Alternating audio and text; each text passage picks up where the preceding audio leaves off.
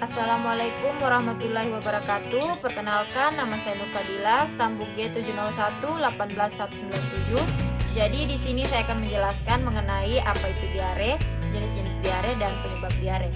Nah, diare itu sendiri keadaan tidak normalnya pengeluaran feses yang ditandai dengan penambahan volume dan keenceran feses serta frekuensi buang air besar lebih dari 3 kali sehari, pada neonatus lebih dari 4 kali sehari. Jenis-jenis diare itu ada dua, yaitu diare akut dan diare kronik. Diare akut itu sendiri diare yang berlangsung kurang dari 14 hari, sedangkan diare kronik diare yang berlangsung lebih dari 15 hari. Diare disebabkan oleh bakteri yang mengkontaminasi makanan dan minuman oleh racun yang dihasilkan oleh bakteri-bakteri tersebut yang berhubungan erat dengan sanitasi dan higienis individu maupun masyarakat. Diare juga disebabkan oleh kelainan psikosomatik, alergi terhadap makanan atau obat-obatan tertentu, kelainan pada sistem endokrin dan metabolisme, dan kekurangan vitamin. Perkenalkan, nama saya Silviana Hamdani, stambuk G701-18002 dari kelompok 2 kelas D, praktikum metode farmakologi. Saat ini saya akan menjelaskan secara singkat mengenai golongan obat-obat anti diare serta obat yang akan kita gunakan pada percobaan kali ini, yaitu loperamid. Obat-obat yang dapat digunakan sebagai pengobatan diare dikelompokkan menjadi beberapa kategori, yaitu antimotilitas, adsorben, dan antisekresi. Contoh obat golongan antimotilitas yaitu difenoksilat, loperamid, difenoksin, dan tinktur opium. Contoh obat golongan adsorben yaitu kaolin pektin, atapulgit, dan polikarbofil. Contoh obat golongan antisekresi yaitu bismut subsalisilat, enzim laktase, dan lactobacillus. Obat golongan antimotilitas yaitu opiat dan turunan opioid yang menunda transit isi intraluminal atau meningkatkan kapasitas saluran cerna, memperpanjang waktu kontak dan absorpsi. Keterbatasan penggunaan opiat adalah potensi terjadinya adiksi dan memperburuk penyakit pada diare yang disebabkan oleh infeksi. Golongan obat adsorben seperti kaolin pektin digunakan untuk meringankan gejala, tetapi kerjanya tidak spesifik sehingga dapat mengabsorpsi nutrisi, toksin, obat, dan getah pencernaan. Obat golongan antisekresi seperti bismut subsalisilat sering digunakan untuk pengobatan atau pencegahan diare dan memiliki efek antisekresi, antiinflamasi, dan antibakteri sekaligus. Baiklah, sekarang saya akan membahas mengenai obat yang kita gunakan pada percobaan kali ini, yaitu loperamid. Indikasi dari loperamid yaitu sebagai tambahan terapi rehidrasi pada diare akut pada dewasa dan anak-anak lebih dari 4 tahun. Diare kronik hanya untuk dewasa. Mekanisme kerja dari loperamid yaitu mengurangi peristaltik dan sekresi cairan serta meningkatkan tonus sphincter sehingga waktu transit gastrointestinal lebih lama sehingga meningkatkan penyerapan cairan dan elektrolit. Dosis dari loperamid yaitu untuk diare akut, dosis awal 4 mg diikuti 2 mg setelah habis buang air besar. Kemudian untuk diare kronik, dosis awal 4 mg kemudian diikuti 2 mg setiap habis buang air besar. Dosis tidak boleh melebihi dari 16 mg sehari. Kemudian pemberian harus dihentikan bila tidak ada perubahan setelah 48 jam. Farmakokinetik dari loperamid yang pertama yaitu absorpsi. Sebagian loperamid diserap dari usus, tetapi sebagai hasil dari metabolisme lintas pertama. Yang kedua yaitu distribusi. Uji distribusi pada usus tikus menunjukkan afinitas yang tinggi terhadap dinding usus dan terikat pada reseptor yang terdapat pada lapisan otot longitudinal. Ikatan protein plasma dari loperamid adalah 95%, terutama albumin.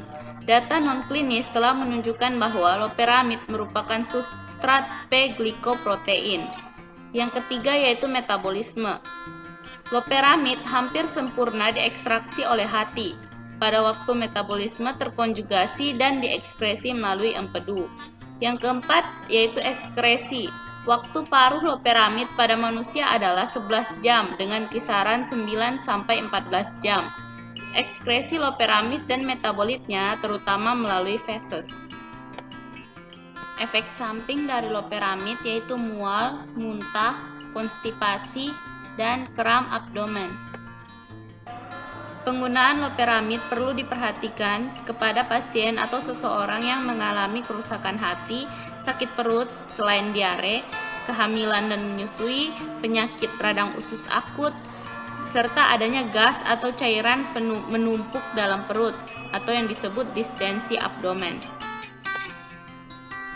Baiklah, sekian yang dapat saya sampaikan mengenai obat-obat golongan anti diare serta penjelasan mengenai obat yang kita gunakan pada percobaan kali ini yaitu loperamid. Nama saya Nisa Pratiwila Monjong, Stambul G701-18-39. Di sini saya akan menjelaskan tentang mengapa memakai olimbricini pada praktikum ini. Nah, olimbricini pada praktikum ini berfungsi sebagai penginduksi karena olimbricini itu dia dapat menyebabkan diare. Nah, olimbricini ini dia mengandung kandungan trigliserida asam lisinolat yang dihidrolisis dalam usus halus oleh lipase pankreas menjadi gliserin dan asam lisinolat sebagai cairan dan elektrolit, serta dia menstimulasi peristaltik pada usus. Adapun fungsi norit pada percobaan ini yaitu dia sebagai marker. Nah, marker itu dia berfungsi untuk mengukur gerakan peristaltik usus pada hewan uji. Nah, pada norit ini dia mengandung senyawa yang bersifat absorbensi yang tidak dapat dicerna. Maka dari itu dia kita jadikan sebagai pengukur gerakan peristaltik pada usus. Assalamualaikum warahmatullahi wabarakatuh. Nama saya Fazriel Adriansyah, NIM G701-18-189. Saya akan menjelaskan cara kerja untuk pemberian kepada hewan uji. Yang pertama, disiapkan alat dan bahan. Yang kedua, diambil tiap kelompok 2 ekor tikus dari kandang. Diambil 2 ekor tikus dari kandang.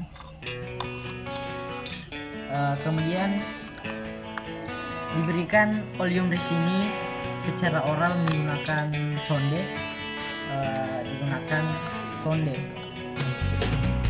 Jadi diambil dulu olimbricininya diambil,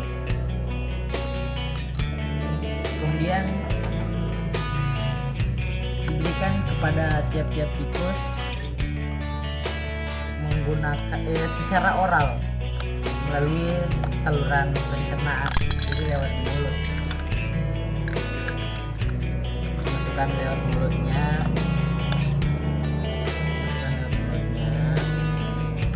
lalu didiamkan selama 10 menit.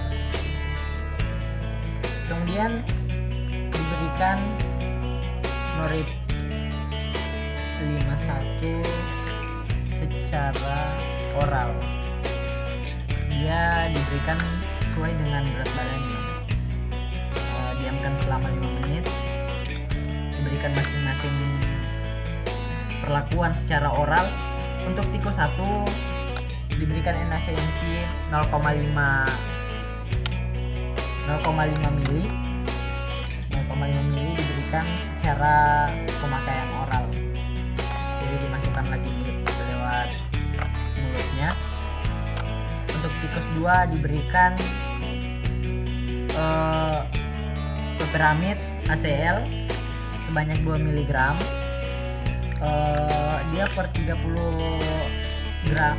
kg untuk pemakaian secara oral juga, jadi lewat mulut juga. Kemudian didiamkan selama 10 menit. Untuk perlakuan berikutnya, diaminstasi dengan eter Iya, menggunakan ether.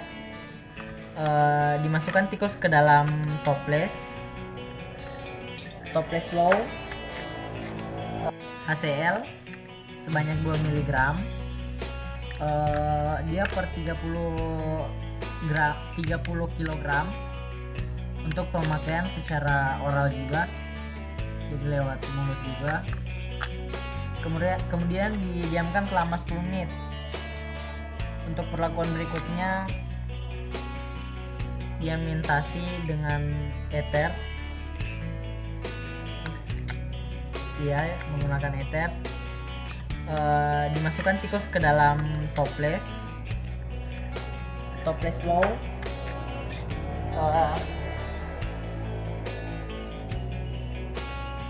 menggunakan toples.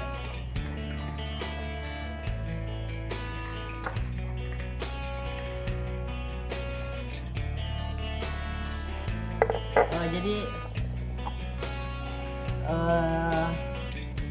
diaminstasi dengan ether dimasukkan tikus. Jadi di dalam toplesnya diberikan ether ke dalam toplesnya, di dalam toples, terus dimasukkan tikusnya dalam toples.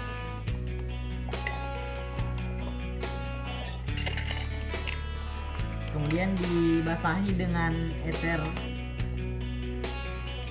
low, lalu toplesnya ditutup.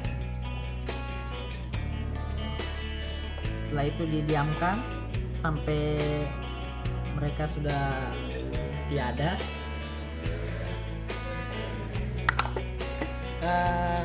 Kemudian untuk hewan ujinya, tikusnya tadi diambil ulang, lalu 1 ekor untuk dibedah, lalu kita bedah.